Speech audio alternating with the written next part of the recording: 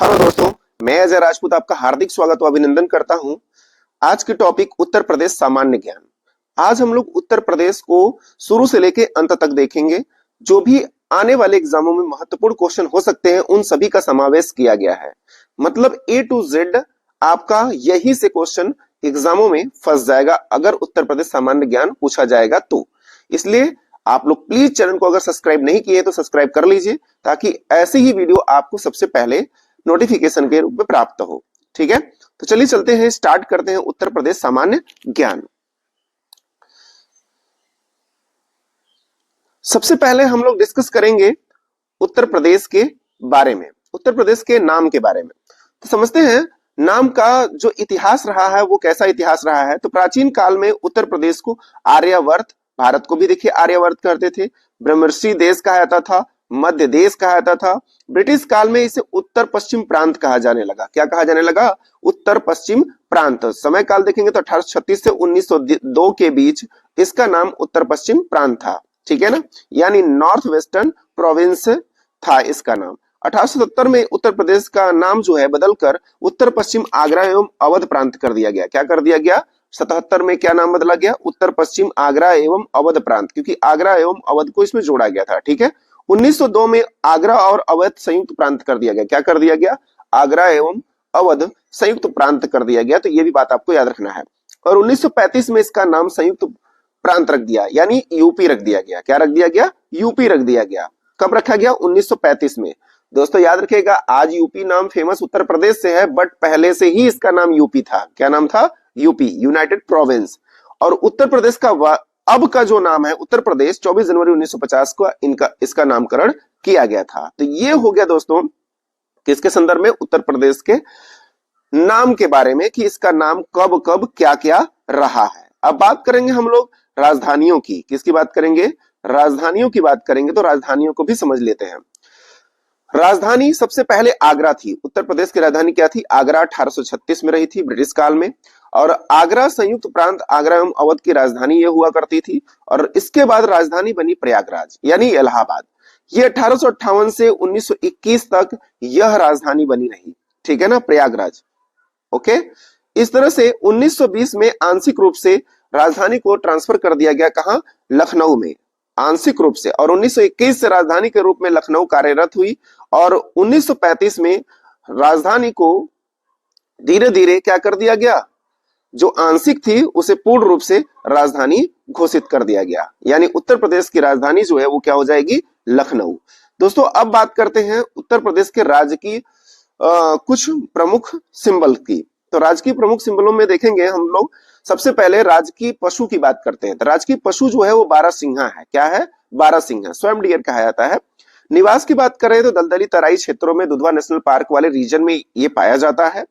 आप लोग कमेंट करके बताएंगे दुधवा नेशनल पार्क जो है वो कहां पर स्थित है, उत्तर प्रदेश के किस जिले में स्थित है, ये आपको कमेंट करके बताना है। और बात करें इसके वैज्ञानिक नाम की तो रूस वर्स जो है सर्वर्स डुआसेली है। तो ये बात याद रखिएगा। आप डुआसेली सीधे सीधे याद रखिए, आसानी से याद रहेगा ये। ठीक है ना, ये हो गया उत्तर प्रदेश का राजकीय पशु। बात करते हैं राजकीय पक्षी की। तो राजकीय पक्षी के संदर्भ में थोड़ा अच्छे से समझ लीजिए। उत्तर प्रदेश का राजकीय पक्षी जो है वो सारस है। कौन है? सारस। इसे ग्रुस एंटीगोन भी कहते हैं। क्या कहते हैं? ग्रुस एंटीगोन कहते हैं। और उसके अन्य नाम की बात करते हैं तो क्रॉच भी कहते हैं और क्रेन भी कहते हैं। क्रॉच, क्रेन, सारस, ये सभी नाम से ये जाना जाता है। ठीक है ना। बात करें इसका तो ये जो है रामायण काल में काफी प्रसिद्ध एक जीव हुआ करता था। कौन?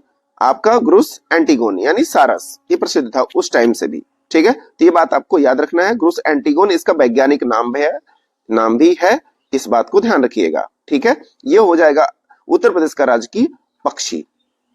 बात करेंगे आगे हम लोग। नेक्स्ट हम लोग बात करते हैं राजकीय पुष्प की। राजकीय पुष्प जो है वो पलाश है। क्या है? पलाश। पलाश का वैज्ञानिक नाम है ब्यूटिया मोनोस्पर्मा। क्या नाम है? ब्यूटिया मोनोस्पर्मा इसका वैज्ञानिक नाम है। ठीक है, और बात करें इसका अंग्रेजी में नाम, तो अंग्रेजी में इसका नाम जो है फ्लेम ऑफ द फॉरेस्ट है, क्योंकि इसे जंगल की ज्वाला कहते हैं या जंगल की आग कहते हैं। क्योंकि जिस प्रकार आग प्रज्वलित होती है ठीक उसी तरह से यह दिखलाई पड़ता है, इसीलिए इसे जंगल की आग या फ्लेम ऑफ द फॉरेस्ट कहते हैं। ठीक है दोस्तों, याद रखिएगा। हिंदू देवी सरस्वती से जुड़ा हुआ पारंपरिक पूजा के रूप में इस पुष्प का प्रयोग किया जाता है। ठीक है, इस बात को भी ध्यान रखिएगा दोस्तों। अगला आ गया है हम लोगों का उत्तर प्रदेश का राजकीय जलीय जीव। तो राजकीय जलीय जीव की बात करते हैं तो हम लोग भारत के संदर्भ में तो डॉल्फिन है, जो कि 2023 अक्टूबर 2023 से राजकीय जलीय जीव जो है डॉल्फिन उत्तर प्रदेश का घोषित कर दिया गया है। जबकि इससे पहले चीतल या मोय था। इससे पहले क्या था? चीतल या मोय था। तो आपको ये बात याद रखना है।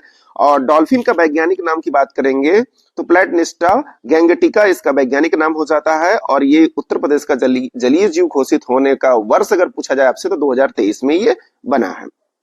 ठीक है, और आप लोग कमेंट करके बताएंगे डॉल्फिन को राष्ट्रीय जलीय जीव कब घोषित किया गया था। राष्ट्रीय, राजकीय नहीं, राष्ट्रीय जलीय जीव घोषित कब किया गया था। अगला है दोस्तों राजकीय वृक्ष की बात कर लेते हैं। तो राजकीय वृक्ष जो है वो कौन सा है? अशोका है। कौन सा है? अशोक। ठीक है, याद रखिएगा। और सराका अशोका इसका वैज्ञानिक नाम है। और सराका इंडिका जो है इसको भी कहा जाता है। ठीक, धार्मिक रूप में महत्वपूर्ण है क्योंकि ये एक जड़ी बूटी के रूप में भी इसका इस्तेमाल किया जाता है। बात करेंगे दोस्तों राजकीय फल की और राजकीय मिठाई की। तो राजकीय फल जो है लंगड़ा आम है और राजकीय मिठाई जो है जलेबी है, जो कि आपका देश का भी है, जो कि देश का भी यही बात है। आगे बात करते हैं दोस्तों। तो 18 मंडल जो है यूपी के, कुल 18 मंडलों में विभाजित है अपना उत्तर प्रदेश। तो 18 मंडल में से कौन बड़ा कौन छोटा है उसके संदर्भ में बात कर लेते हैं। तो 18 मंडल में से हम लोग देखेंगे प्रमुख मंडलों को, जिसमें लखनऊ हो जाएगा, कानपुर हो जाएगा, मेरठ। दोस्तों ये वो मंडल हैं जिसमें 6-6 जिले आते हैं। कितने जिले आते हैं? 6 जिले आते हैं इसके अंतर्गत। जैसे लखनऊ मंडल के अंतर्गत लखनऊ है, उन्नाव है, रायबरेली है, सीतापुर, हरदोई, लखीमपुर खीरी, ये सब सभी आते हैं किसमें? लखनऊ मंडल में। कानपुर में कानपुर नगर, कानपुर देहात हो जाएगा, इटावा, फर्रुखाबाद, कन्नौज, औरैया हो जाता है। इसी तरह से मेरठ वाले में मेरठ खुद हो जाता है। और गाजियाबाद, बुलंदशहर, गौतम बुद्ध नगर, हापुड़, बागपत आदि शामिल है इसमें। ठीक है ना, ये सभी जो जिले हैं सबसे बड़े मंडल यही 3 हैं। कौन से? लखनऊ, कानपुर, मेरठ। ठीक है, मंडलों से भी प्रश्न एग्जाम में डायरेक्ट पूछा जाता है दोस्तों, तो इसलिए अच्छे से इसे समझ लीजिए। 3 बड़े मंडल हैं। अयोध्या मंडल में कुछ 5 जिले आते हैं। अयोध्या, सुल्तानपुर, बाराबंकी, अमेठी, अंबेडकर नगर, ये 5 जिले अयोध्या मंडल में आते हैं। अलीगढ़ मंडल में कुल 4 जिले आते हैं। अलीगढ़, एटा, हाथरस व कासगंज। ठीक है, याद रखिएगा। और ट्रिक है लखमे, लखनऊ, कानपुर और मेरठ, इसमें 6-6 जिले आते हैं। ये ट्रिक भी आपको याद रखना है, लखमे। ठीक है ना, लखमे आप लोग जानते होंगे ब्यूटी प्रोडक्ट बनाने वाली एक कंपनी है, तो उसी से आप याद रखिए लखमे। ठीक है, 6 जिले इसी में आते हैं। ठीक है, लखनऊ, कानपुर और मेरठ में। वाराणसी मंडल में कुल 4 जिले आते हैं। वाराणसी खुद हो जाएगा, जौनपुर, गाजीपुर, चंदौली, ये वाराणसी मंडल के अंतर्गत आता है। जबकि गोरखपुर मंडल में गोरखपुर, महाराजगंज, देवरिया, कुशीनगर, ये सभी जिले आ जाते हैं। जबकि देवी पाटन जो आपका मंडल है इसमें भी 4 जिले आते हैं। गोंडा, बलरामपुर, श्रावस्ती, बहराइच, ये सभी आते हैं। जबकि बरेली की बात करते हैं तो बरेली, बदायूं, शाहजहांपुर, पीलीभीत, ये बरेली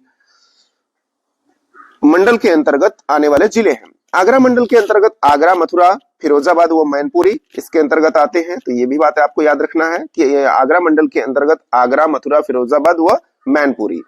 ठीक है, आगे कुछ प्रमुख और बात कर लेते हैं हम लोग।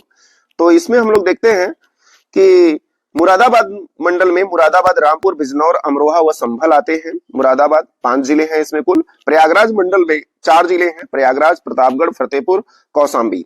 ठीक है, चित्रकूट मंडल की बात करते हैं तो चित्रकूट, बांदा और हमीरपुर व महोबा, ये 4 जिले इसके अंतर्गत आते हैं चित्रकूट मंडल के अंतर्गत। ठीक है, ये क्विक रिवीजन है और संपूर्ण रिवीजन है, तो इसलिए हमारे साथ वीडियो में बने रहने के लिए प्लीज चैनल को लाइक एंड सब्सक्राइब करें और अपने दोस्तों को शेयर भी कर दें ताकि उनको भी ये सारी जानकारी प्राप्त हो सके। ठीक है, मिर्जापुर मंडल में बात करेंगे तो मिर्जापुर, भदोही व सोनभद्र आता है।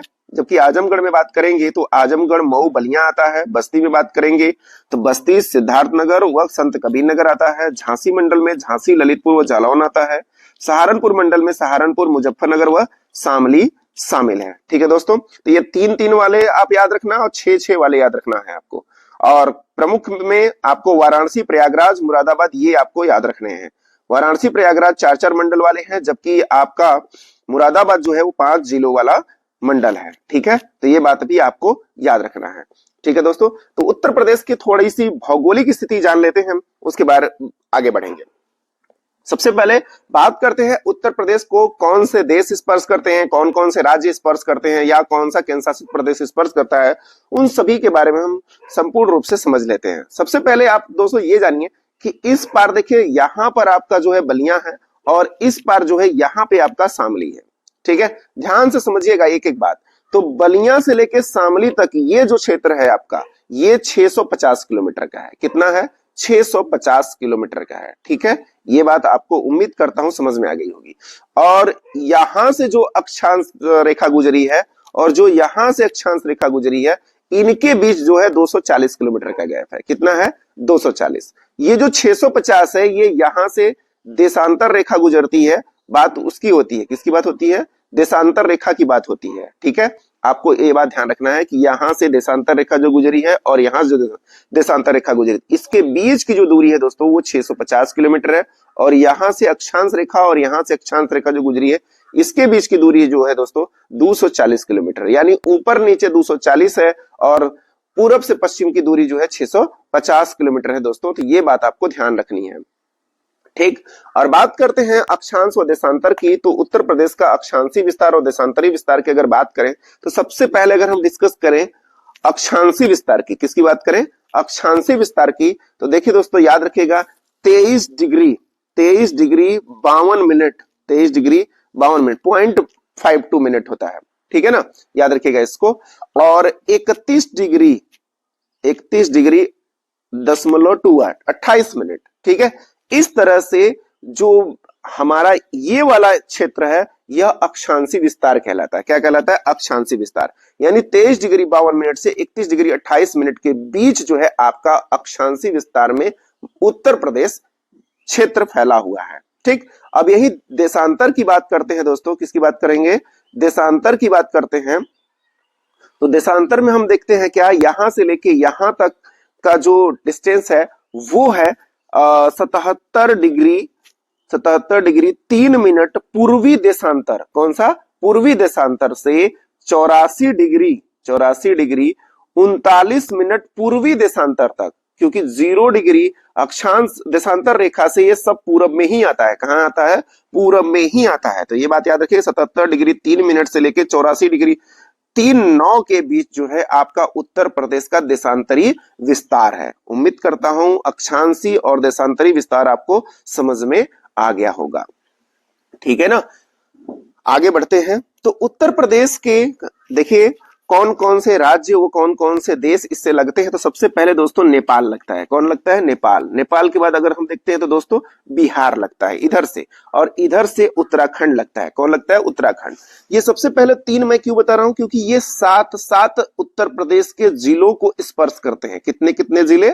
7 जिले, यानी उत्तराखंड, नेपाल और बिहार, ये ऐसे राज्य व देश हैं जो 7 जिले उत्तर प्रदेश से इससे लगते हैं। ठीक है ना, उत्तर प्रदेश के 7 जिले इन राज्यों और देशों से लगते हैं। तो उम्मीद करता हूं ये बात समझ में आ गई होगी। अगर यही बात हम नीचे देखें तो एमपी से 11 जिले यूपी के लगते हैं सबसे ज्यादा।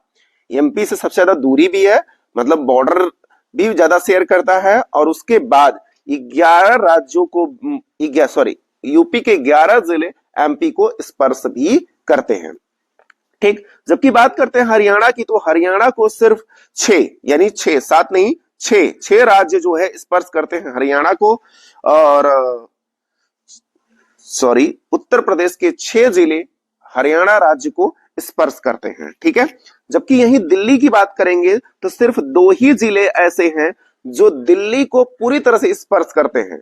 लेकिन दोस्तों अगर एनसीआर की बात होगी तो एनसीआर में कुल 8 जिले आते हैं। कितने जिले आते हैं? 8 जिले। नेशनल कैपिटल रीजन में कुल 8 जिले यूपी के आते हैं, बशर्ते दिल्ली को स्पर्श करने वाले सिर्फ 2 जिले हैं, गाजियाबाद और गौतम बुद्ध नगर। इसके अलावा और कोई नहीं है। अब दोस्तों बात कर लेते हैं नेपाल से कौन कौन से जिले लगते हैं। तो नेपाल से जिलों की अगर बात करते हैं तो कुल 7 जिले हैं। उसमें आगे हम लोग डिस्कस करेंगे, अभी छोड़ देता हूं यहाँ पे, आगे डिस्कस करेंगे इनके बारे में, या कर ही लेते हैं। चलिए सबसे पहले बात कर लेते हैं उत्तराखंड के। यहाँ पे आप देख सकते हैं मैप को थोड़ा मैं जूम कर देता हूं ताकि आपको नेपाल से समझ में आए कौन कौन से जिले स्पर्श कर रहे हैं। यहाँ आप स्पष्ट रूप से आप समझिए ध्यान से, ठीक है। यहाँ महाराजगंज है, ठीक है, महाराजगंज है। फिर उसके बाद आपका कौन सा जिला आएगा, ध्यान दीजिएगा, बलरामपुर आ जाएगा, श्रावस्ती आ जाएगा, पीलीभीत आ जाएगा और लखीमपुर खीरी आ जाएगा। ये सभी जो जिले हैं दोस्तों, ये आपके किसको स्पर्श करते हैं, नेपाल को स्पर्श करते हैं, ठीक है ना। तो ये बात आपको ध्यान रखना है। यहां से आप देख सकते हैं, सबसे पहले यहां देखिए आप पीलीभीत है, उसके बाद लखीमपुर खीरी है, उसके बाद आपका बहराइच है, फिर उसके बाद श्रावस्ती है, फिर बलरामपुर है, फिर आपका जो है सिद्धार्थ नगर हो जाएगा, ठीक है, उसके बाद महाराजगंज हो जाएगा। तो इस तरह से आपके सभी प्रश्नों का यहाँ नेपाल से सटे सभी जिले शामिल हो जाएंगे।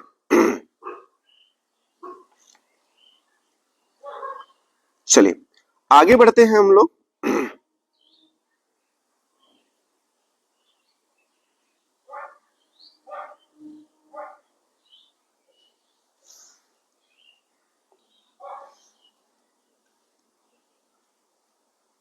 ठीक है दोस्तों, तो नेपाल से लगे ये सारे जिले हो गए। अब बात करते हैं उत्तराखंड से सटे हुए यूपी के जिले।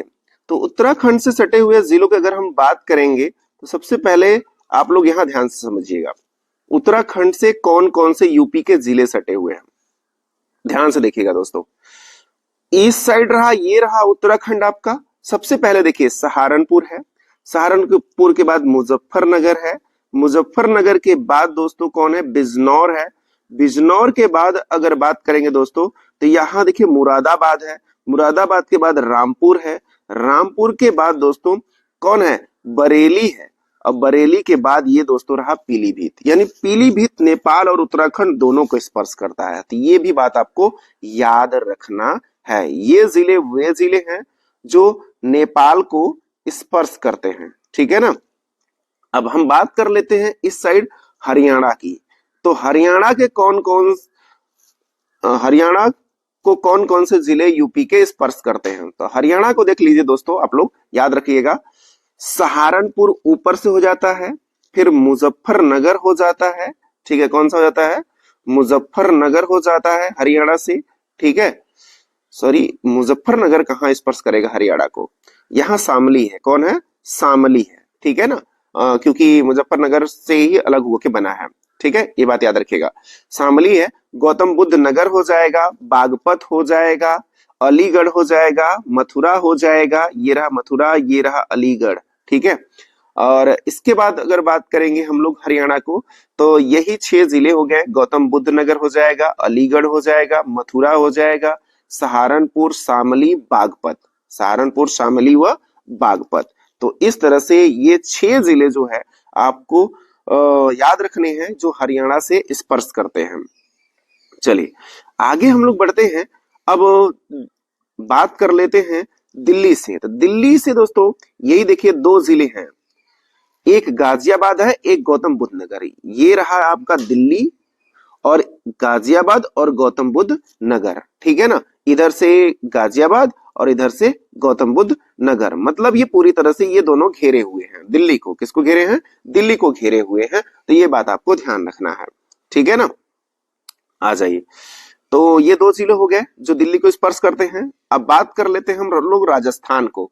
राजस्थान को स्पर्श करने वाले यूपी के जिले। तो यूपी के जिले दोस्तों देखिए, इधर से मथुरा स्पर्श कर रहा है और इधर से आगरा स्पर्श कर रहा है। यानी राजस्थान को सिर्फ 2 ही जिले यूपी के स्पर्श करते हैं, आगरा एवं मथुरा। अब आ जाते हैं मध्य प्रदेश को कौन कौन से जिले यूपी के स्पर्श करते हैं, उनको देख लेते हैं। तो मध्य प्रदेश को जो स्पर्श करते हैं जिले, उनको ध्यान से देखिएगा, क्योंकि 11 जिले, कितने जिले, 11 जिले मध्य प्रदेश को स्पर्श करते हैं, ठीक है दोस्तों ना, इस बात को ध्यान रखिएगा। सबसे पहले शुरू करते हैं यहां से। देखिए आगरा, आगरा इधर से छू रहा है मध्य प्रदेश को, ठीक है। इटावा हो जाएगा, इटावा के बाद दोस्तों जालौन हो जाएगा, जालौन के बाद झांसी हो जाएगा, ललितपुर हो जाएगा, महोबा हो जाएगा, महोबा के बाद बांदा हो जाएगा, चित्रकूट हो जाएगा, ठीक है।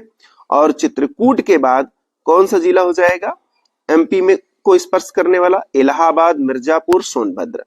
इलाहाबाद, मिर्जापुर व सोनभद्र। ये सभी डिस्ट्रिक्ट जो है एमपी को स्पर्श करने वाले 11 जिले हैं। एक बार काउंट कर लीजिए। एक आगरा, आगरा हो गया।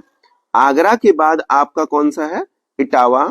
इटावा के बाद आपका कौन सा हो जाएगा? जालौन 3, झांसी 4 और ललितपुर 5, महोबा 6, बांदा 7, चित्रकूट 8, इलाहाबाद 9, मिर्जापुर 10 और सोनभद्र 11। इस तरह से 11 डिस्ट्रिक्ट जो है एमपी से लगते हैं। आगे यही डिस्कस करते हैं बिहार को स्पर्श करने वाले। तो बिहार को स्पर्श करने वाले जिलों की अगर बात कर लेते हैं तो बिहार को 7 जिले स्पर्श करते हैं। कितने जिले? 7 जिले स्पर्श करते हैं। वो 7 जिले कौन कौन से हैं थोड़ा ध्यान दीजिएगा। इधर से सोनभद्र, देखिए यहां से सोनभद्र, सोनभद्र के बाद चंदौली, चंदौली के बाद गाजीपुर, गाजीपुर के बाद बलिया, बलिया के बाद देवरिया, देवरिया के बाद कुशीनगर, कुशीनगर के बाद महाराजगंज। ठीक है, ये वो जिले हैं जो बिहार को स्पर्श करते हैं। किसको स्पर्श करते हैं? बिहार को स्पर्श करते हैं। ठीक है दोस्तों, तो मैंने उन सभी जिलों को डिस्कस किया जो किसी राज्य को स्पर्श कर रहे हैं, यूपी के वो जिले। ठीक है ना। और 2 क्वेश्चन छूट गया दोस्तों, एक झारखंड और एक छत्तीसगढ़। इनको सिर्फ एक एक जिले छूते हैं। वो कौन कौन से जिले हैं आप यहां देख लीजिए। छत्तीसगढ़ इधर रहा आपका, छत्तीसगढ़ को सिर्फ सोनभद्र और झारखंड को भी सिर्फ सोनभद्र। ठीक है ना, याद रखिएगा। ये सोनभद्र एक ऐसा डिस्ट्रिक्ट है जो 4 राज्यों को स्पर्श करता है।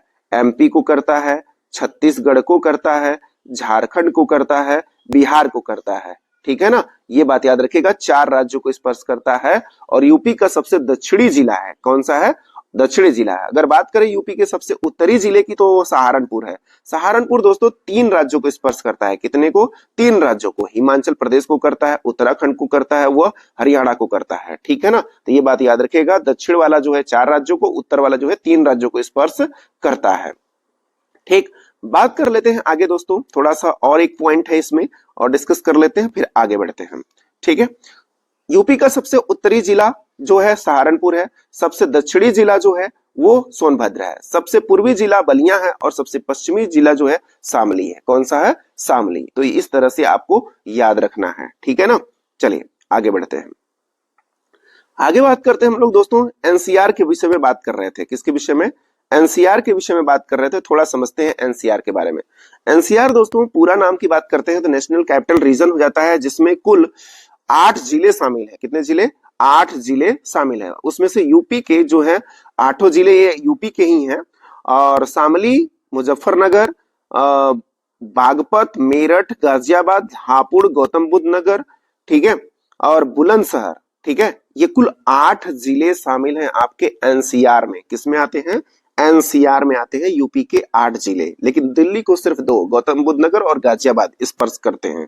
ठीक है, तो दोनों बात आपको याद रखना है कि एनसीआर यानी नेशनल कैपिटल रीजन की बात हो रही है। ठीक है ना, इसी के तर्ज पर एससीआर डेवलप किया जा रहा है। क्या डेवलप किया जा रहा है? एससीआर डेवलप किया जा रहा है एनसीआर के तर्ज पर। तो उसमें जो है कुल 6 जिले आते हैं, लखनऊ, उन्नाव, रायबरेली, बाराबंकी और हरदोई, सीतापुर। ये 6 जिले जो हैं आपके एससीआर में आते हैं। स्टेट कैपिटल रीजन, पूरा नाम क्या है? State capital region. ठीक है ना, ये बात आपको ध्यान रखना है। तो दोस्तों इसी लागे एक बात और कर लेते हैं यहीं पे, उत्तर प्रदेश के सिंबल के बारे में। तो उत्तर प्रदेश का सिंबल आप देख सकते हैं यही है। ठीक है, जिसमें आपको धनुष बाण दिख रहा होगा, 2 तरंग लाइनें दिख रही होंगी, 2 मछलियां दिख रही होंगी, 2 स्टार दिख रहे हैं। ठीक है, ये जो है किसको डिनोट करते हैं? तो उसी के बारे में हम आपको समझाने वाले हैं। जो धनुष बाण है दोस्तों, ये अवध में भगवान राम के शासन का प्रतीक है, जबकि 2 मछलियां जो है अवध में मुस्लिम शासन का प्रतीक है। तो एकता को मुस्लिम शासन और हिंदू शासन का एकता के प्रतीक के रूप में इसे चिन्ह के अंतर्गत लिया गया है। ये जो 2 तरंग लाइनें हैं दोस्तों, ये गंगा यमुना के बहाव का प्रतीक है। किसका प्रतीक है? 2 तरंग लाइनें गंगा यमुना के बहाव का प्रतीक है। तो एक बात इसी बात में मैं और बता दूं दोस्तों, यह जो सिंबल है, राजकीय सिंबल है, यह सिंबल 1916 में रॉयल सोसाइटी द्वारा जो अनुमोदित किया गया था कि भाई इस सिंबल को राजकीय सिंबल के रूप में स्वीकार किया जाए। लेकिन स्वीकार करते करते जो है 9 अगस्त 1938 का दिन आ गया, जब इसे आधिकारिक तौर पर गोविंद बल्लभ पंत द्वारा, उनके प्रयास द्वारा इसे यूपी का राजकीय चिन्ह का दर्जा प्राप्त हुआ। किसके द्वारा? गोविंद बल्लभ पंत, जो यूपी के पहले मुख्यमंत्री थे। ठीक है, जो पहले मुख्यमंत्री थे। दोस्तों आप लोग कमेंट करके बताएंगे यूपी के पहले मुख्यमंत्री के नाम पर कौन सी कृत्रिम झील उत्तर प्रदेश में है। आगे बढ़ते हैं हम लोग। आगे ध्यान से समझिएगा आप लोग। उत्तर प्रदेश की सीमा की तो हम लोग बात कर ही चुके हैं। उत्तर प्रदेश पूरा 9 राज्य, यानी अगर सही से बात किया जाए इसमें तो 8 राज्य और 1 केंद्र शासित प्रदेश और 1 देश, यानी कुल 10 क्षेत्रों से उत्तर प्रदेश की सीमा लगी हुई है। ठीक है ना। उत्तर प्रदेश में सबसे लंबी सीमा जो है एमपी से लगी है और सबसे छोटी हिमाचल प्रदेश से लगी है। तो ये दोनों बातें आपको याद रखनी है। उत्तर प्रदेश का उच्च न्यायालय एशिया का सबसे बड़ा उच्च न्यायालय है, तो ये भी बात याद रखिएगा। एशिया का सबसे बड़ा उच्च न्यायालय उत्तर प्रदेश का हाई कोर्ट है, यानी इलाहाबाद हाई कोर्ट। ठीक है ना। चलिए आइए आगे बढ़ते हैं। उत्तर प्रदेश की राजधानी आप सभी जानते हैं कि 1935 से ही लखनऊ बन चुकी थी। आंशिक रूप से 21 में बनी थी, लेकिन 35 में जो है पूर्ण रूप से राजधानी बन गई थी। सबसे बड़ा शहर जो बात करेंगे तो कानपुर है, और उत्तर प्रदेश की आबादी की बात करेंगे 20.42 करोड़ है 2011 की जनगणना के अनुसार। सर्वाधिक जनसंख्या वाला जिला की बात करते हैं तो वो इलाहाबाद है, और न्यूनतम जनसंख्या वाला जिला महोबा है। और यूपी का जनघनत्व की बात करते हैं दोस्तों 829 है। आप लोग कमेंट करके बताएंगे कि भारत का जनघनत्व क्या है। उत्तर प्रदेश के क्षेत्रफल की बात करते हैं दोस्तों, याद रखना बहुत आसान है, 240 और 286। ये दोस्तों कहीं कहीं अपवाद है, ये कहीं कहीं 928 भी देखने को हमको मिलता है। तो आप ये भी याद रख सकते हो, वो भी आपको आसानी से याद रख सकते हैं उसको, चीज को भी। 240, 243, 286 या 240, 928, ये भी एग्जाम में पूछा जाता है। ठीक है ना, याद रखिएगा। तो हम लोग एससीआर को तो देख ही चुके हैं। आगे बढ़ते हैं हम लोग। अच्छा, ये पेज डबल हो गया था, कोई बात नहीं। चलिए आ जाइए, आगे बढ़ते हैं। उत्तर प्रदेश में कुल जिलों की बात करते हैं तो 75 है। यूपी की जो राजभाषा है हिंदी है, दूसरी राजभाषा जो है उर्दू है। ठीक है ना। उत्तर प्रदेश का गठन जब हुआ 25 जनवरी 1950 का समय था, और विधानमंडल द्विसदनी है। विधानमंडल कैसा है? द्विसदनी, क्योंकि विधानमंडल में विधानसभा और विधान परिषद कार्यरत है। ठीक है ना। विधान परिषद में 100 सीटें हैं, जबकि विधानसभा में 403 सीटें हैं। 1 सीट का चक्कर खत्म हो गया है, मनोनयन का कहानी ही खत्म हो गया। दोस्तों आप लोग कमेंट करके बताएंगे मनोनयन की कहानी कब से खत्म हो गई है। भारतीय राज्यसभा सीट में जो है, भारतीय राज्यसभा में उत्तर प्रदेश का योगदान 31 सीटों का है, जबकि लोकसभा में 80 सीटों का योगदान है हमारी संसद में। ठीक है, यूपी से। आगे बात करते हैं हम लोग। तो उच्च न्यायालय कहाँ है? इलाहाबाद में है। तहसीलों की संख्या 316 है, ब्लॉकों की संख्या 821 है, नगर एवं नगर समूह की संख्या 630 है। उत्तर प्रदेश का सबसे बड़ा नगर हम डिस्कस कर ही चुके हैं, कानपुर है, और नगर निगम 13 है। कितने हैं? 13। नवीन नगर निगम की बात करते हैं तो सहारनपुर बना है 2009 में, उसके बाद कोई नगर निगम नहीं बना है। ठीक है ना, ये बात याद रखिएगा। आगे बात करते हैं तो नगर पालिका परिषद की संख्या 194 है, नगर पंचायतों की संख्या 423 है, क्षेत्र पंचायतों की संख्या जो है वो 821 है, जबकि ग्राम पंचायतों की संख्या 51,914 है। आबाद ग्राम सभा की बात करते हैं तो 97,941 है, और कुल ग्राम सभा 1,06,774 है। ठीक है। तो दोस्तों ग्राम से बनता है आबाद ग्राम, आबाद ग्राम से बनते हैं ग्राम पंचायतें, ग्राम पंचायतों से बनते हैं क्षेत्र पंचायतें, क्षेत्र पंचायतों जो है कन्वर्ट हो जाती है किसमें? नगर पंचायतों के रूप में, जब आबादी बहुत अधिक हो जाती है तो। आइए आगे बात करते हैं हम लोग इंपॉर्टेंट तथ्यों पर। और तो अगला इंपॉर्टेंट तथ्य है प्रथम विधानसभा का गठन कब किया गया था। तो 8 मार्च 1952 का वो समय है जब प्रथम विधानसभा का गठन किया गया था। इस बात को याद रखिएगा। और विधानसभा का अध्यक्ष उस टाइम थे राजर्षि पुरुषोत्तम दास टंडन। कौन थे उस समय? राजर्षि पुरुषोत्तम दास टंडन विधानसभा के पहले अध्यक्ष थे दोस्तों, याद रखिएगा। और विधान परिषद के पहले सभापति थे श्री चंद्रभान। कौन थे? श्री चंद्रभान। प्रथम मुख्य न्यायाधीश थे कमलाकांत वर्मा। कौन थे? कमलाकांत वर्मा। और प्रथम महिला मुख्यमंत्री थी सुचिता कृपलानी, और प्रथम दलित महिला मुख्यमंत्री जो थी वो मायावती थी। कौन थी? सुश्री मायावती जी थी। ठीक है ना, ये बात आपको याद रखनी है। आगे बढ़ते हैं। उत्तर प्रदेश स्थापना दिवस जो है प्रत्येक 24 जनवरी 1950 को मनाया जाता है, यानी पहली बार जो मनाया गया था 25 जनवरी को घोषणा किया गया था, ठीक है, और 24 जनवरी 1950 से अब मनाया जा रहा है। आप लोग कमेंट करके बताएंगे 24 जनवरी को, प्रत्येक 24 जनवरी को यूपीए स्थापना दिवस किस वर्ष से मनाया जा रहा है। मैं हिंट के तौर पे बता सकता हूं कि इसकी शुरुआत आपके योगी आदित्यनाथ जी ने किया है। उत्तर प्रदेश की राजधानी लखनऊ है। उत्तर प्रदेश की शासकीय भाषा जो है हिंदी और उर्दू है, तो ये हम लोग डिस्कस कर चुके हैं। आगे बात करते हैं तो यूपी के पहले सीएम की बात करते हैं तो गोविंद बल्लभ पंत जी थे, और वर्तमान सीएम जो है मुख्यमंत्री योगी आदित्यनाथ जी हैं। यूपी के पहले राज्यपाल जो थे वो होरमसजी मोदी जी थे। होरमसजी मोदी जी थे, ये बात याद रखिएगा। यानी मोदी जी का संबंध जो है वो मोदी जी नहीं, आपके प्रधानमंत्री जी, ये मोदी जी उत्तर प्रदेश से पहले ही संबंधित हैं, ठीक है ना, ये बात याद रखिएगा। उत्तर प्रदेश के प्रमुख लोक नृत्य की बात करते हैं तो रासलीला है, नौटंकी है, थाली है, पैता है, झोरा है, ये सब लोक नृत्य है उत्तर प्रदेश का, ठीक है। आप लोग कमेंट करके बताएंगे उत्तर प्रदेश का शास्त्रीय नृत्य क्या है, ठीक है। उत्तर प्रदेश की प्रमुख नदियों की बात करेंगे, गंगा, यमुना, गंडक, गोमती, सरयू, ये उत्तर प्रदेश की प्रमुख नदियों में से एक नदियां हैं, ठीक।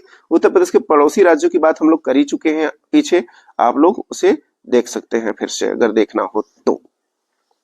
उत्तर प्रदेश का प्रमुख कृषि उत्पादन अगर बात करेंगे तो आलू है, तिलहन है, गन्ना है, गेहूं है, चावल है, कपास है, चना है, मटर है, तंबाकू है, ये सब चीजें प्रमुख रूप से उत्तर प्रदेश में उत्पादित की जाती हैं। उत्तर प्रदेश प्रमुख पर्यटन की बात करेंगे तो वाराणसी है, इलाहाबाद है, प्रयागराज कहिए, अयोध्या, मथुरा, ताजमहल, लाल किला, आगरा वाला सेशन पूरा हो जाएगा, दिल्ली का लाल किला, आगरे का लाल किला, ये सब सारी चीजें हो जाएंगी। उत्तर प्रदेश के प्रमुख उद्योग की बात करेंगे तो चीनी उद्योग हो जाएगा, चूड़ी उद्योग हो जाएगा, चमड़ा उद्योग हो जाएगा, साइकिल उद्योग हो जाएगा, ये सभी प्रमुख उद्योगों में से आता है, ठीक है ना। आगे बात करते हैं उत्तर प्रदेश के, तो उत्तर प्रदेश के संदर्भ में अगर हम आगे देखते हैं तो विभिन्न राज्यों से लगे उत्तर प्रदेश के जिले जो कि हम देख चुके हैं पीछे, एक बार फिर से देख लेते हैं। हिमाचल प्रदेश से सहारनपुर है, हरियाणा से सहारनपुर, शामली, बागपत, गौतम बुद्ध नगर, अलीगढ़, मथुरा है। राजस्थान से जो है मथुरा और आगरा है। मध्य प्रदेश से आगरा, इटावा, जालौन, झांसी, ललितपुर, महोबा, बांदा, चित्रकूट, इलाहाबाद, मिर्जापुर व सोनभद्र, देख सकते हैं 11 जिले पूरे के पूरे यहाँ पे हैं। यहाँ पे भी देख सकते हैं आपके छत्तीसगढ़ से सिर्फ सोनभद्र, झारखंड से भी सिर्फ सोनभद्र, बिहार से सोनभद्र, चंदौली, गाजीपुर, बलिया, देवरिया, कुशीनगर, महाराजगंज है। उत्तराखंड से सहारनपुर, मुजफ्फरनगर, बिजनौर, मुरादाबाद, रामपुर, बरेली व पीलीभीत है, ठीक है। दिल्ली से गाजियाबाद, गौतम बुद्ध नगर, 2 ही जिले स्पर्श करते हैं दिल्ली से, तो ये भी बात आपको ध्यान रखनी है, ठीक है। आ जाइए आगे। उत्तर प्रदेश की जनगणना 2011 के अनुसार देख लेते हैं तो कुल जनसंख्या की बात करते हैं तो उत्तर प्रदेश में जो है लगभग 20 करोड़ के आसपास आबादी है। अगर टोटल जनसंख्या देखेंगे तो 199, 812, 341, इस तरह से आप इसको याद रख सकते हैं। पुरुषों की संख्या बात करेंगे 104, 480, 510 है, जबकि कुल महिलाओं की संख्या 95, 331, 831 है, ठीक है। इस तरह से आपको याद करना है इसको, इसीलिए मैंने इसी पैटर्न में बोला है इसको। देश की जनसंख्या का प्रतिशत पूछेंगे तो 16.5%, जबकि विश्व की जनसंख्या के भारत की जनसंख्या 17.5% है। यहाँ बात है जब राज्य की होगी तो 16.5% और देश की बात होगी तो 17.5%, क्योंकि बात होगी विश्व का उस टाइम, ठीक है। सर्वाधिक जनसंख्या वाला जिला की बात करेंगे तो इलाहाबाद है, सबसे कम जनसंख्या वाला जिला महोबा है, ये बात आपको ध्यान रखनी है। आगे अगर बात करते हैं, डिस्कस करते हैं, तो यहाँ देख सकते हैं हम लोग दशकीय जनसंख्या वृद्धि दर। तो 2011 के दौरान दशकीय जो वृद्धि दर रही थी वो 20.23 था, यानी 1 से 11 के बीच उत्तर प्रदेश की आबादी लगभग 20% ग्रोथ कर गई थी। दशकीय वृद्धि में राज्य का अगर स्थान पूछा जाए तो 14वां स्थान पे था, यानी वृद्धि में 14वां स्थान था उत्तर प्रदेश का।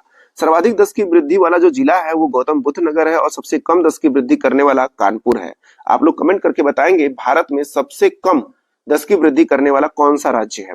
जनघनत्व की बात करते हैं तो 829 व्यक्ति प्रति वर्ग किलोमीटर में निवास करते हैं, जबकि भारत में 382 प्रति व्यक्ति वर्ग किलोमीटर में निवास करते हैं। जबकि जनसंख्या में अगर जिले की बात किया जाए उत्तर प्रदेश में तो गाजियाबाद है और सबसे कम जनघनत्व जो है आपका ललितपुर का सबसे कम जनघनत्व है। गाजियाबाद सर्वाधिक जनघनत्व वाला जिला है और ललितपुर सबसे कम जनघनत्व वाला जिला है।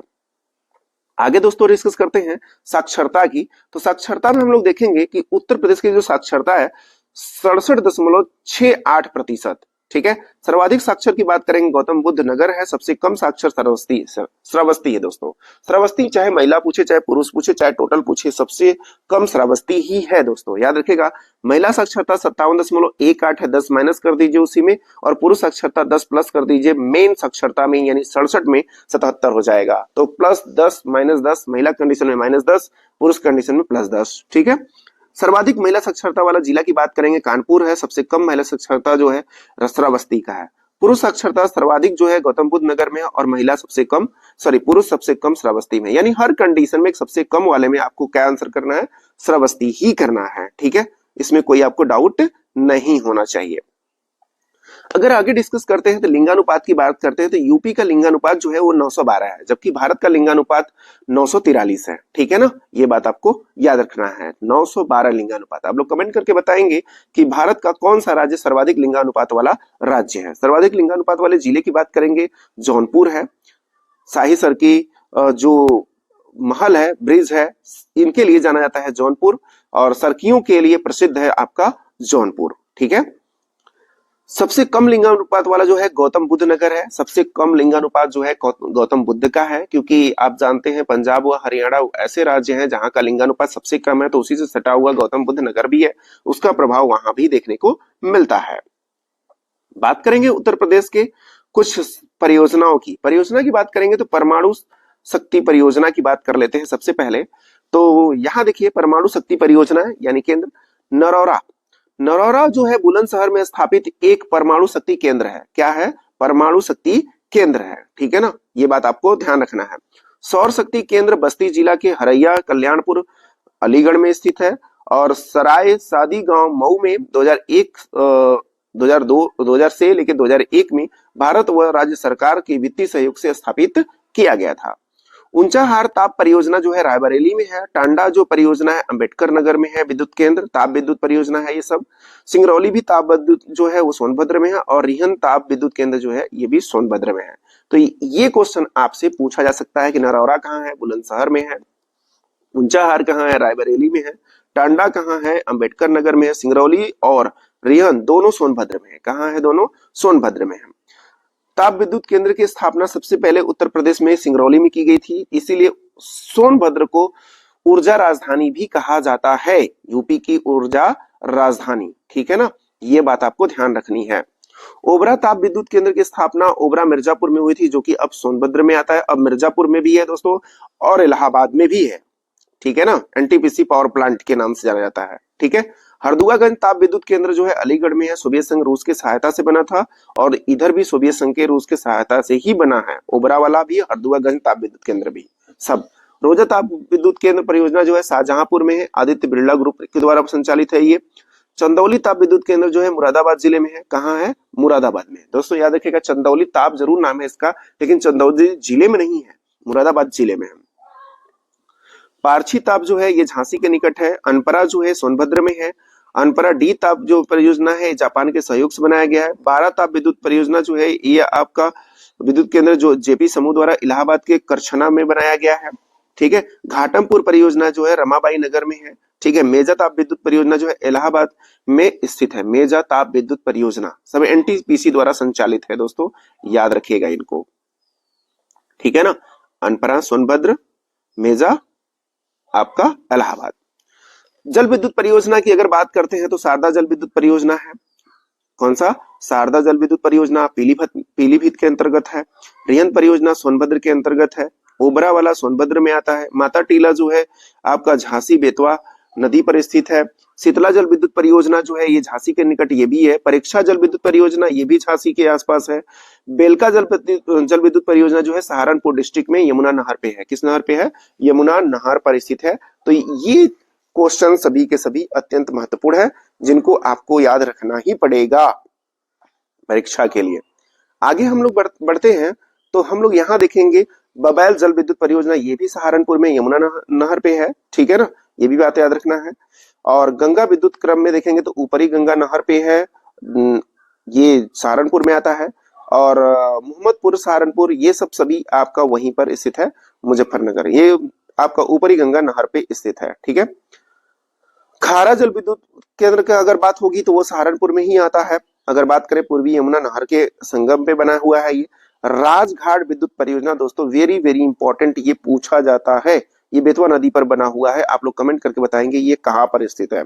ठीक है, राजघाट परियोजना। गंडक परियोजना की बात करते हैं तो उत्तर प्रदेश बिहार की संयुक्त परियोजना है। ठीक है, और नेपाल देश को भी विद्युत आपूर्ति इससे की जाती है। ठीक है ना, कौन सी परियोजना से? गंडक परियोजना से। अगला हेडिंग है दोस्तों हम लोगों का उत्तर प्रदेश के प्रमुख पर्यटन स्थल। उत्तर प्रदेश के प्रमुख पर्यटन स्थल की बात करेंगे। सबसे पहले फतेहपुर सीकरी की बात कर लेते हैं। तो फतेहपुर सीकरी में पंचमहल है, दीवाने खास है, बुलंद दरवाजा है, जो बाई पैलेस है, ठीक है, कमल सिंहासन है, खवाब गृह है दोस्तों, वो याद रखिएगा। तो ये सभी जो है पर्यटन केंद्र आपकी फतेहपुर सीकरी में है। आगे का डिस्कस करते हैं तो देखिए, अयोध्या की बात करते हैं तो मोती महल है, कनक भवन है, हनुमानगढ़ी है, रामकोट है, त्रेता के ठाकुर का यहाँ पे आपका एक पर्यटन स्थल है, बहू बेगम का मकबरा यही है, बहू बेगम का मकबरा, गुलाब बारी यही है, गुप्ता घाट भी यही है, फैजाबाद संग्रहालय भी यही है। कहाँ पे? अयोध्या में। कहाँ है? अयोध्या में। बात करते हैं आगे हम लोग वृंदावन की। तो वृंदावन में यमुना नदी है, प्रसिद्ध केंद्र, ठीक है, गोविंद देव मंदिर है, इस्कान मंदिर है, केसी घाट है, बैंकी बिहारी मंदिर है, बाके बिहारी मंदिर है, याद रखिएगा बैंकी नहीं है, गलत लिखा गया है, शाहजी मंदिर है, रंगजी मंदिर है। ये सभी मंदिर कहाँ है? वृंदावन में है। वृंदावन कहाँ पड़ता है? मथुरा में। कहाँ पड़ता है? मथुरा, याद रखिएगा।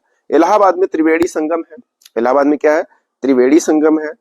और खुसरो बाग है, इलाहाबाद संग्रहालय है, इलाहाबाद किला है, पातालपुरी मंदिर, अक्षय वाट है, जवाहर प्लेनेटेरियम है, ठीक है ना, ये भी याद रखिएगा, आनंद भवन है। ठीक, ये सभी आपको ध्यान रखने हैं, याद रहेगा इससे और ये बातें।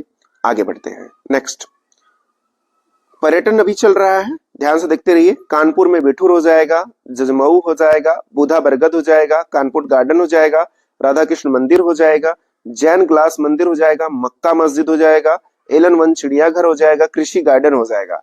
ये सभी का सभी आपका कहाँ पे है? कानपुर में स्थित है।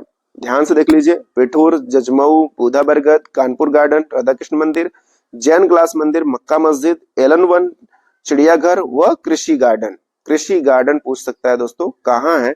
तो आप लोगों को ये पता होना चाहिए। मथुरा की बात करते हैं, स्पेशली मथुरा की, तो कृष्ण जन्मभूमि है, जामा मस्जिद है, द्वारिकाधीश मंदिर है, कुसुम सरोवर है, राधा कुंड सरोवर है, कंस किला है, मथुरा संग्रहालय है, राजा भरत पुरास पैलेस भी है, गोवर्धन हिल भी यहीं पर स्थित है। कहाँ पे? मथुरा में। कहाँ पे है? मथुरा। आगे डिस्कस करते हैं, लखनऊ में बड़ा इमामबाड़ा है, छोटा इमामबाड़ा है, ब्रिटिश रेजिडेंसी है, छोटा इमामबाड़ा है, लखनऊ चिड़ियाघर है, अंबेडकर पार्क है, हजरतगंज है, और यहाँ पे लखनऊ संग्रहालय भी है, रूमी दरवाजा भी है, चतर मंजिल भी है, बेगम हजरत महल पार्क भी यहीं पर स्थित है। कहाँ पे? लखनऊ में। तो सबसे इंपॉर्टेंट जो है लखनऊ संग्रहालय, चतर मंजिल और बेगम हजरत पार्क, छोटा इमामबाड़ा, बड़ा इमामबाड़ा, अंबेडकर पार्क व चिड़िया घर। ठीक है ना, इन चीजों को ध्यान रखिएगा। आइए वाराणसी की बात करते हैं तो नदी गंगा जानते ही आप लोग, काशी विश्वनाथ मंदिर है, सारनाथ आप जानते ही हैं। सारनाथ किससे संबंधित है? कमेंट करके बताएंगे। मणिकर्णिका घाट है और पुरातत्व संग्रहालय है, जैन मंदिर घाट है, चौमुथी घाट भी है, रामनगर किला है, चुनार का किला है, बनारस घाट है। ये सभी का सभी आपका वाराणसी के अंतर्गत आता है। जबकि जो यहाँ एक बात बताया गया है आपका, कौन सा? चुनार का किला। कौन सा? चुनार का किला दोस्तों आप सभी जानते हैं, चुनार का किला जो है मिर्जापुर डिस्ट्रिक्ट के अंतर्गत आता है। झांसी में बात करेंगे दोस्तों तो झांसी का किला है, रानी का महल है, सरकारी संग्रहालय है, चिरगांव है, महाराजा गंगाधर राव की छत्री है। तो ये बात याद रखिएगा। कुशीनगर की बात करते हैं तो सूर्य मंदिर है, महापरिनिर्वाण है, कुशीनगर संग्रहालय है, ये रामभूत स्तूप है, चीनी मंदिर है, वाट थाई मंदिर है और पवन नगर यहाँ पे प्रसिद्ध स्थल केंद्र है जो पर्यटन के लिहाज से काफी प्रसिद्ध है। यूपी के संग्रहालय की बात करें तो मथुरा संग्रहालय है 1874 में बना, और सारनाथ संग्रहालय है 1904 में बना। भारत की कला भवन संग्रहालय वाराणसी में बना हुआ है। राहुल संग्रहालय गोरखपुर में है। इलाहाबाद संग्रहालय जो है इलाहाबाद में 1931 में बना था। पांचाल इतिहास परिषद संग्रहालय बरेली में है। रानी महल संग्रहालय झांसी में है। बाल संग्रहालय लखनऊ में है। दोस्तों याद रखिएगा, बाल संग्रहालय लखनऊ में है, इसको याद रखना है आपको। राजकीय संग्रहालय लखनऊ में है। लोक कला संग्रहालय लखनऊ में है। राजकीय बौद्ध संग्रहालय गोरखपुर में है। बौद्ध संग्रहालय कहाँ है? गोरखपुर में है। ये बात याद रखेगा। संग्रहालयों से भी एक प्रश्न एग्जाम में पूछा जा सकता है आपसे, ठीक है ना। तो संग्रहालय से भी प्रश्न याद रखिएगा। बाल संग्रहालय, राजकीय संग्रहालय और लोक कला संग्रहालय, ये आपके लिए सबसे इंपॉर्टेंट संग्रहालय हो जाते हैं। भारत कला संग्रहालय ये भी एक इंपॉर्टेंट हो जाता है। आगे बात करते हैं प्रदेश में खनिज एवं खनन। प्रदेश में खनिज एवं खनन, खनिज की बात करते हैं। प्रमुख खनिज की तो चूना पत्थर हो जाता है। कौन सा हो जाता है? चूना पत्थर हो जाता है, ठीक है। कौन सा? चूना पत्थर, ठीक है ना। खनिज में चूना पत्थर हो जाता है जो मिर्जापुर सोनभद्र से निकलता है। डोलोमाइट की बात करेंगे, बांदा, मिर्जापुर, सोनभद्र इन सब क्षेत्र से निकलता है डोलोमाइट, ठीक है। जबकि जिप्सम निकलता है झांसी हमीरपुर से। चाइना क्ले जो है सोनभद्र से निकलता है। संगमरमर मिर्जापुर सोनभद्र से निकलता है। यूरेनियम ललितपुर से निकलता है। और बेराइट्स जो है ये मिर्जापुर सोनभद्र से प्राप्त होता है। तो ये प्रमुख खनिज क्षेत्र हो गए आपके यूपी के। बात करेंगे और प्रमुख खनिजों की, तो यहाँ पे देखेंगे आप लोग कि हीरे की बात अगर करते हैं आप तो बांदा, मिर्जापुर, शारदा व रामगंगा नदी के रेतीले क्षेत्र से भी प्राप्त होता है डायमंड। शारदा व रामगंगा नदी के रेत में कहाँ पाया जाता है? हीरा। कोयला सोनभद्र के निचले हिस्से से गोंडवाना, सिंगरौली, मिर्जापुर वाले क्षेत्र से मिलता है। एस्बेस्टस जो है मिर्जापुर से प्राप्त होता है। रॉक फॉस्फेट बांदा से प्राप्त होता है। सिलिका बालू जो वाराणसी, चकिया वाले क्षेत्र से, झांसी वाले क्षेत्र से ये मिल जाता है आपका। और पायराइट्स दोस्तों मिर्जापुर से। सेलखड़ी जो है ये याद रखना है आपको, हमीरपुर व झांसी से। सेलखड़ी कहाँ से? हमीरपुर व झांसी से, ये आपको याद रखने हैं। तो हीरा याद रखिएगा, शारदा व रामगंगा नदी से प्राप्त होता है। कोयला जो है सोनभद्र से प्राप्त होता है। और एस्बेस्टस जो है मिर्जापुर से प्राप्त होता है। सिलिका बालू वाराणसी का चकिया क्षेत्र, झांसी का मुंडारी वाला, और इलाहाबाद का बांदा जिला, शंकरगढ़, लोहगढ़, बारगढ़ और धान द्रोल क्षेत्र जो है किसके लिए जाना जाता है? सिलिका बालू के लिए जाना जाता है। आगे डिस्कस करते हैं तो उत्तर प्रदेश की प्रमुख नदियों के बारे में जानते हैं। तो उत्तर प्रदेश की अगर बात करें नदियों की प्रमुख, तो उसमें सबसे प्रमुख नदी जो है वो गंगा नदी है, ठीक है, जो कि गंगोत्री से निकलती है और 2525 किलोमीटर, दोस्तों यहाँ 2655 किलोमीटर लंबाई लिखी गई है, ये सही नहीं है। 2525 किलोमीटर इसकी लंबाई हो जाती है और अंत इसका बंगाल की खाड़ी में हो जाता है। सहायक नदियों की बात करेंगे तो अलकनंदा, भागीरथी, रामगंगा, यमुना, कोसी, घाघरा, गंडक, सोन, गोमती, ये सब सहायक है किसकी? गंगा नदी की सहायक नदियां हैं, ठीक है ना। ये बात आपको ध्यान रखनी है। अगली नदी की बात करते हैं हम लोग। नेक्स्ट नदी है हम लोगों की यमुना। यमुना का जो उद्गम होता है बंदरपूछ पर्वत से, यमुनोत्री हिमनद से निकलती है। ये लगभग ये 1376 किलोमीटर का इसका रेंज है और इसका जो अंत होता है वो इलाहाबाद में, प्रयागराज में आके गंगा नदी से मिल जाती है संगम पे। सहायक नदियों की बात करेंगे, चंबल, बेतवा, केन जो है इसकी प्रमुख सहायक नदियां हैं। किसकी? यमुना की सहायक नदियां हैं। बात करें रामगंगा नदी की, तो रामगंगा का जो है दूधा तोरली जो है पर्वत से निकलती है उत्तराखंड से और 590 किलोमीटर लंबी है। ये कन्नौज के निकट गंगा में आके मिल जाती है और इसकी सहायक नदी प्रमुख रूप से कोह है। कौन सी है? कोह, ठीक है, ये बात याद रखिएगा। घाघरा की बात करते हैं तो घाघरा तिब्बत से निकलती है, 1080 किलोमीटर बहती है, अंत छपरा के निकट गंगा में मिल जाती है ये। और सहायक नदियों की बात करेंगे तो राप्ती है, शारदा है, छोटी गंडक है, या इसे छोटी गंडक ही कहा जाता है, याद रखिएगा इसे। गोमती की बात करते हैं तो उद्गम जो है उत्तर प्रदेश के पीलीभीत से एकमात्र ऐसी नदी है जो मैदानी भाग से निकलने वाली नदी है। 940 किलोमीटर लंबी है ये, गाजीपुर के निकट गंगा नदी में जाके मिल जाती है, ठीक। सहायक नदी की बात करेंगे तो ज्योमकाई, शई व बरना इसकी प्रमुख सहायक नदी है। कौन कौन सी? ज्योमकाई, सई, बरना, ठीक है, ये बात आपको ध्यान रखनी है। ज्योमकाई, सई व बरना, ठीक है, वरुणा जिसे कहा जाता है। शारदा नदी, जिसे काली नदी भी कहा जाता है। उद्गम स्थल पिथौरागढ़ जनपद, तिब्बत के सीमा के निकट, उत्तराखंड से इसका होता है। 480 किलोमीटर लेंथ है। उत्तर प्रदेश के बहराम घाट के निकट घाघरा में आके मिल जाती है। किससे मिल जाती है? घाघरा नदी में मिल जाती है। और इसकी सहायक की बात करेंगे तो सरयू है, पूर्वी रामगंगा है, दहावर है, सुहेली है, धरया है।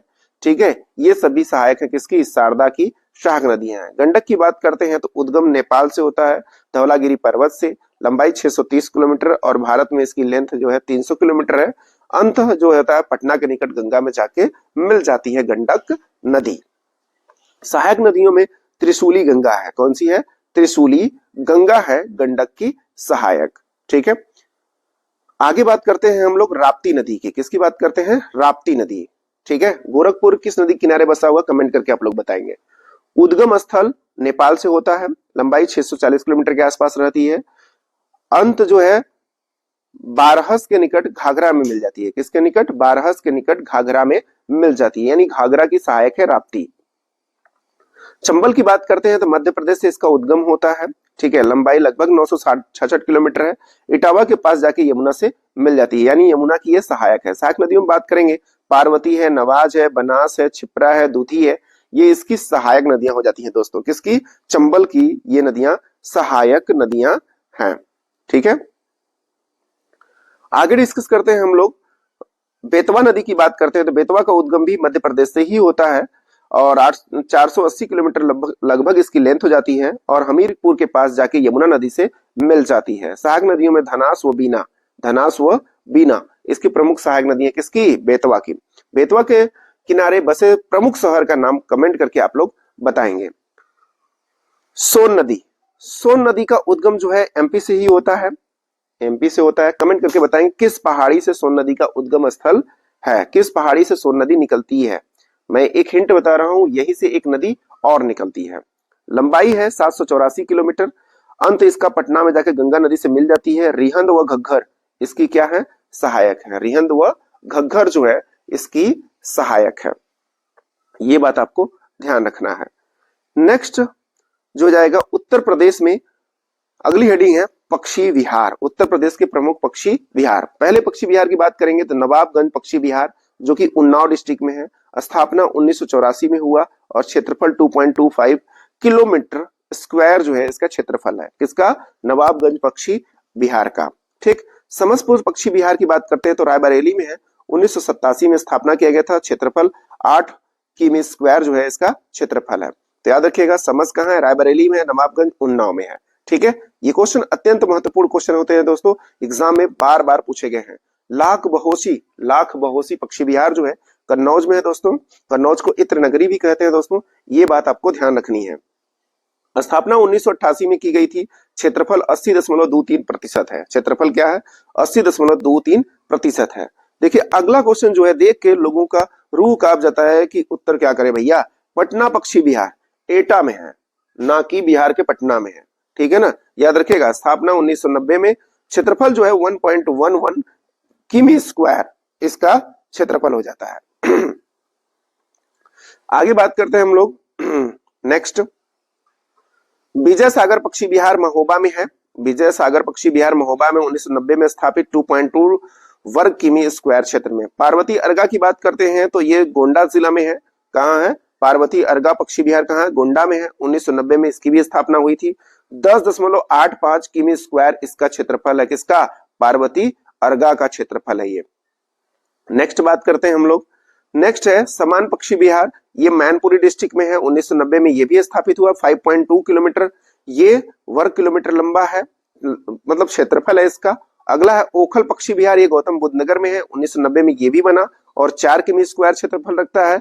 बखीरा पक्षी विहार की बात करते हैं तो संत कबीर नगर में है। 1990 में ये भी स्थापित है और क्षेत्रफल 29 किमी स्क्वायर जो है इसका क्षेत्रफल है। ठीक है ना, इस तरह से सभी में सबसे बड़ा जो है वो आपका अभी तक 29 किलोमीटर कौन रहा?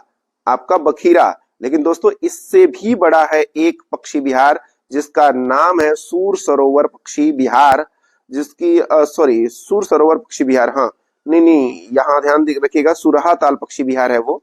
सुरहा ताल पक्षी विहार है जो बलिया में है। 34.13 किमी स्क्वायर जो है इसका क्षेत्रफल है और सांडी पक्षी विहार हरदोई में दोस्तों 90 में ये भी स्थापित हुआ है। सूर सरोवर ये आपका 91 में है और जनपद का नाम आगरा है, याद रखेंगे। क्षेत्रफल 4.1 है और इसका क्षेत्रफल 3 है, ठीक है ना। किम स्क्वायर सभी का, ये भी 91 में, और सूर सरोवर और आपका सुरहा ताल ये दोनों 91 में। अभी पीछे 4-5 जो आप देखे हैं वो 90 में स्थापित पक्षी विहार थे। आगे उत्तर प्रदेश की प्रमुख झीलों की बात कर लेते हैं। तो झील में सबसे पहले हम देखेंगे रामगढ़ ताल झील, चिलुवा ताल भी कहते हैं इसे, गोरखपुर में है। बखीरा झील ये संत कबीर नगर में है। करेला या इतौजा झील लखनऊ में है। नवाबगंज झील जो है ये आपका उन्नाव में है। बड़ा ताल यानी गोखुर जो है ये शाहजहांपुर में है। पयाग झील जो है बहराइच में है। पयाग झील दोस्तों, पार्वती अर्गा झील जो है गोंडा में है। अब अगर पक्षी विहार याद रखे हैं तो कुछ प्रमुख झील भी आप याद रख पाएंगे अगर पक्षी विहार याद रखते हैं तो। बात करेंगे जिरगो यानी जरगो बोलते हैं इसे, सिरसी जलाशय टांडा ये भी आपका मिर्जापुर में है। भुगे ताल विसैथा ताल ये रायबरेली में है आपका। लीलौर झील जो है बरेली में दोस्तों, याद रखेगा लीलौर झील, ये एग्जाम में पूछा जा सकता है आपसे, एक इंपॉर्टेंट झील है लीलौर झील, ठीक है, तो इसको याद रखना बहुत जरूरी है। ठिठोरा झील या मुराय ताल ये फतेहपुर में है।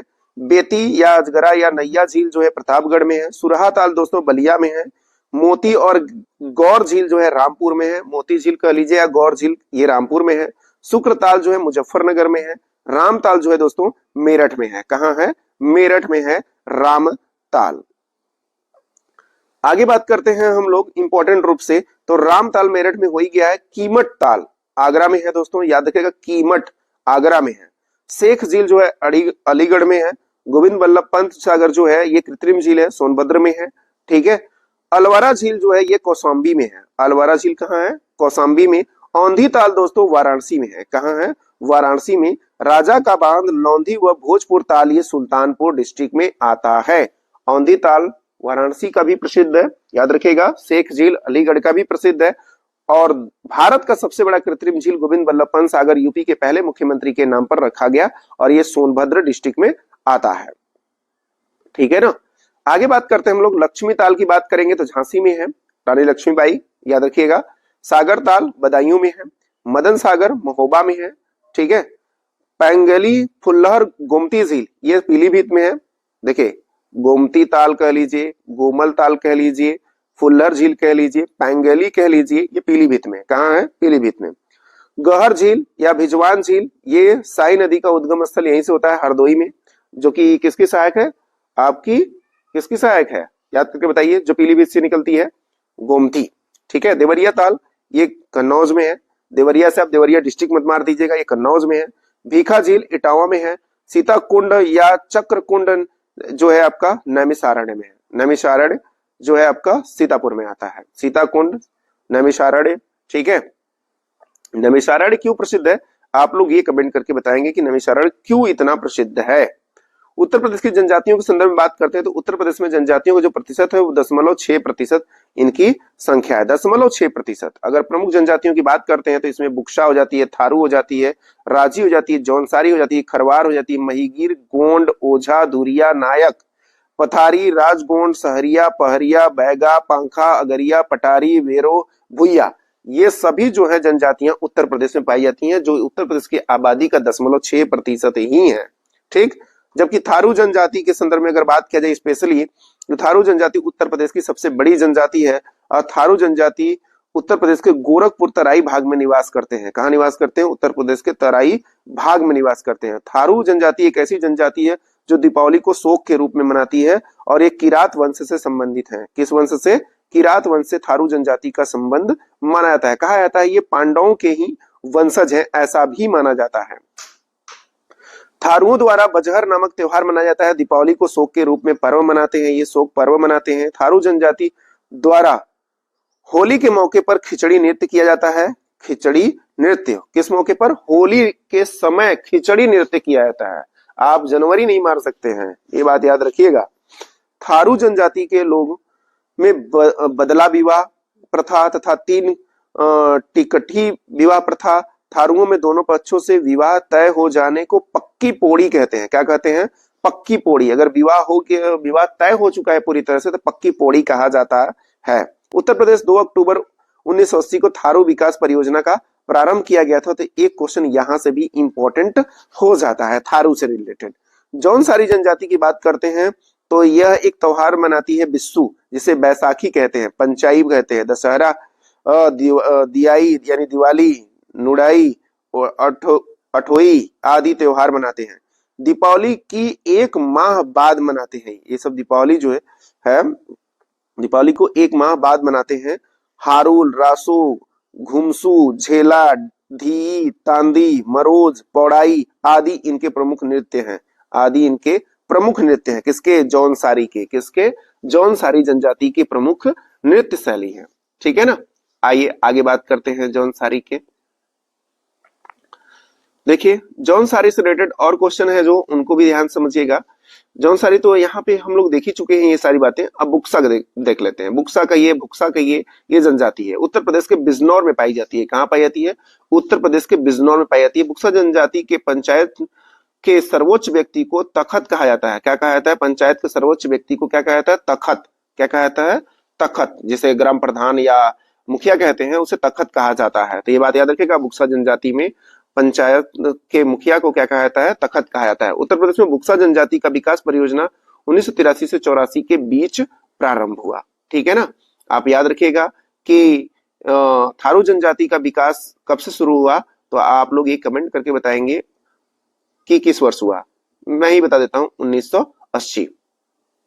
चलिए आगे आप लोग ध्यान दीजिएगा। खरवार जनजाति। कौन सी जनजाति? खरवार जनजाति। उत्तर प्रदेश में खरवार जनजाति मुख्यतः सोनभद्र में पाई जाती है। कहां पाई जाती है? सोनभद्र में। ये अपने को सूरजवंशी कहते हैं, पदबंधी कहते हैं, दौलतबंधी कहते हैं, खेरी कहते हैं, मोगती, ये सब जनजाति उपजातियां हैं। ये क्या है? उपजातियां हैं। बधौस, वनसंती, दुल्हादेव, घमासान, गोइया ये आदि इनके प्रमुख देवता हैं। इनके क्या है? प्रमुख देवता। वनसंती, दुल्हादेव, घमसान, गोरैया। ठीक है। नृत्य इनका कर्मा है दोस्तों, याद रखेगा। कर्मा नृत्य जो है उत्तर प्रदेश में खरवार जनजाति करती है। कौन सी जनजाति करती है?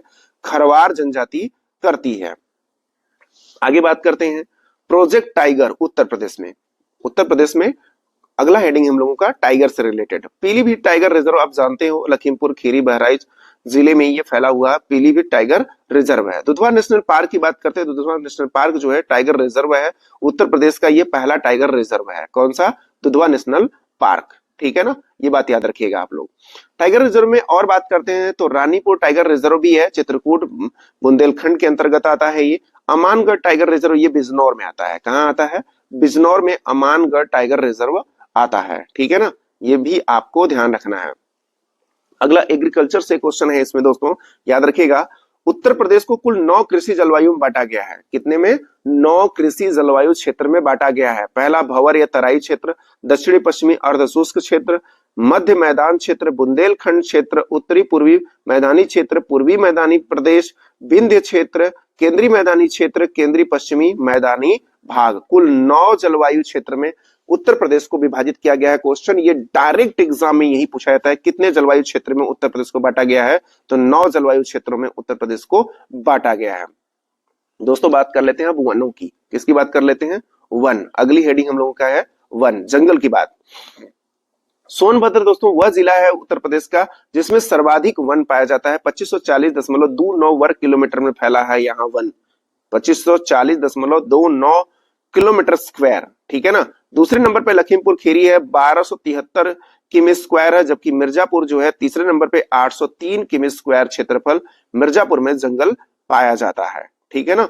और याद रखिएगा प्रतिशत की दृष्टिकोण से अगर यही बात करेंगे हम लोग तो सबसे ज्यादा फिर भी सोनभद्र में 36.79%, चंदौली जो है 22.25% दूसरे नंबर पर हो जाता है, और पीलीभीत तीसरे नंबर पर आता है 18.6%। इसमें मिर्जापुर का स्थान अंडर 3 में नहीं आता है। बात करेंगे सबसे कम वन तो भदोही डिस्ट्रिक्ट में है, संत रविदास नगर में है। ठीक है। 0.31% वन पाया जाता है, बस 0.31%। दूसरे नंबर पे मैनपुरी है, 0.49% है, और चौथे नंबर पे जो है तीसरे नंबर पे देवरिया जिला है, 0.6% जो है देवरिया में वन पाया जाता है। तो ये बात भी आपको याद रखना है। आगे बात करते हैं उत्तर प्रदेश में वन्यजीव अभयारण्यों की सूची। तो दुधवा नेशनल पार्क लखीमपुर खीरी में है, करतनिया घाट वन्यजीव विहार बहराइच में है। तो दोनों याद रखिएगा, करतनिया कहाँ है, बहराइच में है, दुधवा नेशनल पार्क लखीमपुर खीरी में है। आगे डिस्कस करते हैं। तो रानीपुर वन्यजीव विहार चित्रकूट बुंदेलखंड में है। हस्तिनापुर वन्यजीव विहार जो है मेरठ, बिजनौर, गाजियाबाद तीनों में फैला हुआ है। पीलीभीत टाइगर रिजर्व जो है पीलीभीत में है, और शंपूरा नगर अभ्यारण्य जो है लखीमपुर खीरी में स्थित है। ये बात आपको याद रखना है, ठीक है ना। हस्तिनापुर 3 जिलों में फैला है, पीलीभीत पीलीभीत में है, तो इसमें कोई डाउट नहीं है। आगे बात कर लेते हैं कुछ और वन्यजीव विहार की। तो अभ्यारण्य की बात कर लेते हैं। तो कछुआ वन्यजीव अभ्यारण्य जो है वाराणसी में है। महावीर स्वामी वन्यजीव अभ्यारण्य जो है ललितपुर झांसी में है। और चंद्रप्रभा वन्यजीव विहार दोस्तों चंदौली में है। कहाँ है, चंदौली में आता है। वाराणसी क्यों लिखा था, क्योंकि वाराणसी का ही भाग था चंदौली, ठीक है, इसीलिए वाराणसी लिखा जाता है। दोस्तों आगे बात कर लेते हैं उत्तर प्रदेश के 9 सृजित जिले। सबसे बाद में जो सृजित हुआ है दोस्तों अमेठी हुआ है, और सबसे पहले कौन हुआ था, महोबा 1995 में, ठीक है। कब हुआ था, 95, और 2013 में अमेठी जो है जिला बना। अमेठी किसको काट के बना, रायबरेली व सुल्तानपुर से अलग करके बनाया गया अमेठी एक नया डिस्ट्रिक्ट, ठीक है ना। और मुजफ्फरनगर को काट के दोस्तों शामली बनाया गया था, जो हम आप लोगों को डिस्कस किए हैं पीछे ही, ठीक है ना। तो ये बात याद रखिएगा। और गाजियाबाद से अलग हुआ था कौन, हापुड़, और मुरादाबाद बदायूं से अलग हुआ था संभल, ठीक है ना। तो ये भी आप लोगों को ध्यान रखना है, इसका स्क्रीनशॉट ले लीजिएगा, आप लोग इसको देख लीजिएगा अच्छे से एक बार फिर से, ठीक है ना, अच्छे से। इन सब बारे में हम लोग अच्छे से समझ चुके हैं पीछे, एक बार और डिस्कस कर लेते हैं रिवीजन के दृष्टिकोण से। प्रदेश का नाम 1836 में क्या था, उत्तर पश्चिम प्रांत था। 77 में उत्तर पश्चिम प्रांत एवं अवध था। और 1902 में आगरा एवं अवध संयुक्त प्रांत हो गया। 37 में केवल संयुक्त प्रांत हो गया, जबकि 24 जनवरी 1950 को इसका नाम क्या रख दिया गया, उत्तर प्रदेश, ठीक है। प्रदेश की राजधानी 1836 में आगरा थी। 1858 में प्रयागराज बनी। 1921 में आंशिक रूप से लखनऊ बनी, और 35 में पूर्णतः राजधानी बन गई लखनऊ। उत्तर प्रदेश का गठन 24 जनवरी 1950 को हुआ। राज्य का पुनर्गठन 1 नवंबर 1956 को हुआ। जबकि राज्य का विभाजन की बात करेंगे दोस्तों, तो 9 नवंबर 2000 को हुआ। 13 जिलों को काटकर उत्तराखंड राज्य बनाया गया। क्या बनाया गया, 13 जिलों को काटकर उत्तराखंड राज्य बनाया गया। प्रथम राज्य की भाषा जो है घोषित हुई थी 1947, अक्टूबर 1947, देवनागरी लिपि और भाषा जो है हिंदी, ठीक है। प्रथम राज्य की भाषा जो बनी वो अनिवार्य रूप से 26 जनवरी जो है 1968 से ये प्रथम जो है भाषा के रूप में, आधिकारिक भाषा के रूप में अनिवार्य हुई, ठीक है ना, कौन सी, हिंदी। आगे बात करते हैं हम लोग प्रदेश की प्रशासनिक संरचना। प्रदेश की प्रशासनिक संरचना में हम देखेंगे एनसीआर में कुल जो है 8 जिले शामिल थे, उसको हम देख ही चुके हैं। आप लोग एक बार डिस्कस कर लेते हैं फिर से। मेरठ है, गाजियाबाद है, गौतम बुद्ध नगर है, बुलंदशहर है, हापुड़ है, बागपत है, मुजफ्फरनगर है, शामली है। ये सभी जिले जो आते हैं कहाँ आते हैं, एनसीआर में आते हैं। किस में आते हैं, एनसीआर में। और जो प्रस्तावित जिले हैं मथुरा है, अलीगढ़, हाथरस, सहारनपुर, ये प्रस्तावित जिले हैं जो आपका एनसीआर में शामिल होने के लिए अभी प्रस्तावित हैं। ये बात आपको याद रखना है, ठीक है ना। प्रदेश में मतदाताओं की संख्या जो है 14.12 करोड़ है 2017 के अनुसार, 2017 के अनुसार, ठीक है ना, याद रखिएगा 14.12 करोड़, ठीक है। द्विसदनात्मक है, जानते ही आप। विधानसभा का गठन 1937 में ही हो गया था, प्रथम गठन, और 1967 तक विधानसभा सदस्यों की जो संख्या थी 431 थी, लेकिन विभाजन के बाद यह संख्या 404 हो गई। कितनी हो गई, 404, ठीक है ना, ये बात याद रखना है आपको। आगे बात करते हैं, वर्तमान में विधानसभा सदस्यों की संख्या 404 है, यह याद रखना है। विधानसभा सदस्यों की संख्या सन 2000 में विभाजन के परिणाम स्वरूप 425 हो गई थी।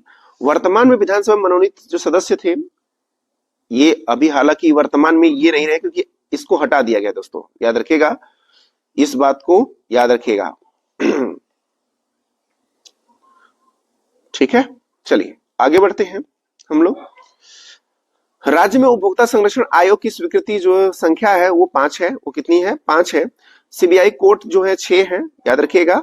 और पारिवारिक मामले होते, पारिवारिक न्यायालय की स्थापना जो हुई थी 1984 में से प्रारंभ हुई थी। और प्रदेश में कुल 6 औद्योगिक न्यायाधिकरण है। कितने हैं, 6 औद्योगिक न्यायाधिकरण है। कितने हैं, 6। ये बात आपको ध्यान रखनी है कि 6 औद्योगिक न्यायाधिकरण है। कमर्शियल कोर्ट की बात करते हैं, 13 जिलों में है। प्रदेश में श्रम न्यायालय 20 है। श्रम न्यायालय कितने हैं, 20। कमर्शियल कोर्ट पूछे 13 बताइएगा, श्रम न्यायालय पूछे 20 बताइएगा।